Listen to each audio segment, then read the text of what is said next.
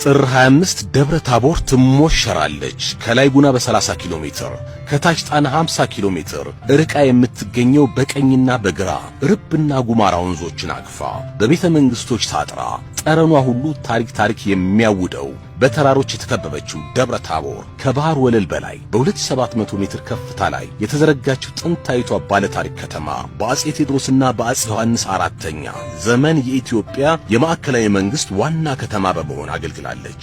በየዓመቱ ጥር 25 በተንጣለለው የአጅባር ሜዳ የቅዱስ መርቆሬዎስ በዓልና የፈረስ ጉግስ ትርኢት በድምቀት ይከበርባታል። የደብረ ታቦር የፈረስ ጉግስ ትርኢት ከ18ኛው ክፍለ ዘመን ቀደም ብሎ በደብረ ታቦር እንደሚከበር ይነገራል። ጥር 25 ደብረ ታቦር በመገኘት የበዓሉ ታዳሚ የበረከቱ ተካፋይ እንዲሆኑ ተጋብዘዋል።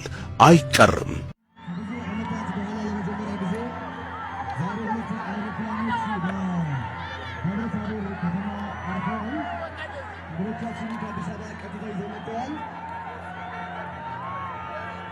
በቅርብ ዓመታትና ጊዜያት ደግሞ ኢንተርናሽናል ኤርፖርት በከተማችን ተገንብቶ እንደዚህ የምናየው እንደሚሆን ተስፋ እናደርጋለን። እስኪ በቃችሁ ሞቅ አድርጋችሁ አመስግኑልን።